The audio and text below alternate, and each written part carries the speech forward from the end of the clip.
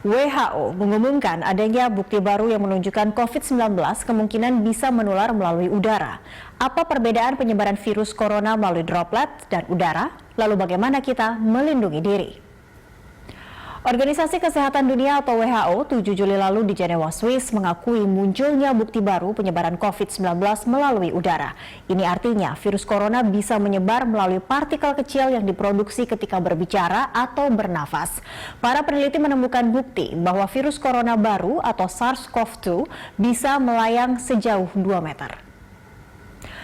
Benedetta Allegranzi, Kepala Bidang Pengendalian Infeksi WHO saat media briefing 7 Juli menyatakan pihaknya terbuka akan bukti baru ini dan memahami akan implikasinya terhadap cara penularan COVID-19 dan tindakan yang perlu diambil untuk mencegahnya. WHO akan terus mendukung upaya ilmuwan mengumpulkan bukti-bukti terkait kemungkinan penularan melalui udara di ruang publik, terutama dalam kondisi yang sangat spesifik, padat, tertutup, dan pengaturan ventilasi yang buruk. Sebanyak 239 peneliti dari 32 negara menyebutkan seseorang yang menghembuskan tetesan berukuran di bawah 5 mikrometer yang mengandung virus SARS-CoV-2 bisa melayang di udara selama beberapa jam dan menyebar hingga puluhan meter.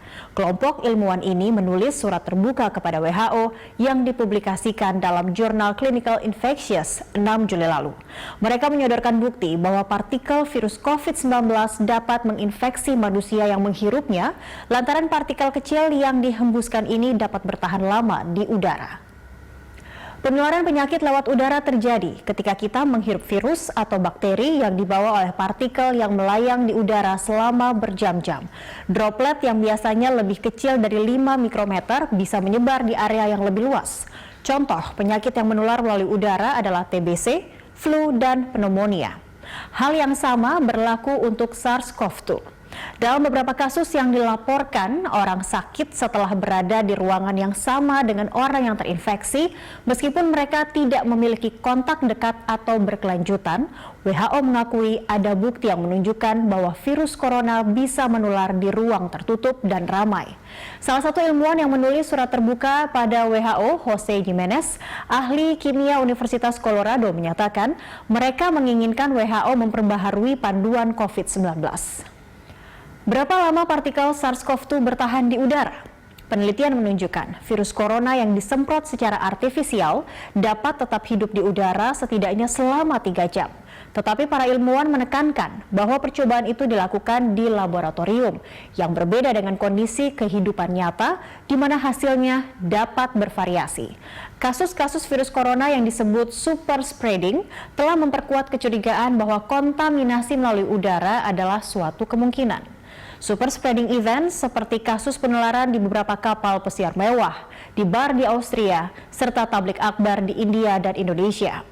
Di Mount Vernon, Washington, Amerika, satu orang dicurigai telah menginfeksi setidaknya 45 orang yang telah bernyanyi bersamanya dalam paduan suara. Sebelumnya WHO menyatakan bahwa COVID-19 hanya ditularkan melalui droplet, tetesan yang keluar ketika orang yang terinfeksi batuk atau bersin. Penyebaran terjadi saat cipratan air liur atau lendir dari batuk dan bersin masuk ke tubuh orang lain melalui mata, hidung, atau mulut. Lalu apa yang harus kita lakukan sekarang? Cara bagaimana suatu penyakit menular menentukan langkah-langkah yang diambil untuk menghentikan penyebarannya. Pedoman WHO saat ini untuk COVID-19 merekomendasikan mencuci tangan dengan air hangat dan sabun selama 20 detik, mengikuti aturan jarak sosial, serta menggunakan masker. Namun, sejumlah ilmuwan kini mengatakan meski langkah-langkah ini penting, tak akan cukup mencegah penyebaran melalui udara. Hingga 10 Juli ini, WHO belum mengubah panduan pencegahan penyebaran COVID-19. Namun mereka kini sedang mengevaluasi bukti baru yang mengindikasikan virus menyebar lewat udara. Jika terkonfirmasi, panduan resmi bisa berubah yang mencakup penggunaan masker yang lebih luas, jaga jarak yang lebih ketat terutama di bar, restoran, dan transportasi umum. Kemudian, juga ada regulasi yang lebih ketat terkait ruangan ber-AC. Direktur Jenderal WHO Tedros Adhanom Ghebreyesus 8 Juli lalu menyatakan virus corona baru penyebab COVID-19 telah menyandra dunia. Hingga 9 Juli lalu, lebih dari 12 juta orang di dunia terinfeksi COVID-19. Dan kita belum sampai ke puncak pandemi. Sementara di Indonesia, kasus baru COVID-19 di 9 Juli 2020 menembus rekor baru hingga 2.657 orang. Kasus terbanyak berasal dari Jawa Barat 962 kasus, Jawa Timur 517 orang, dan DKI Jakarta 284 orang.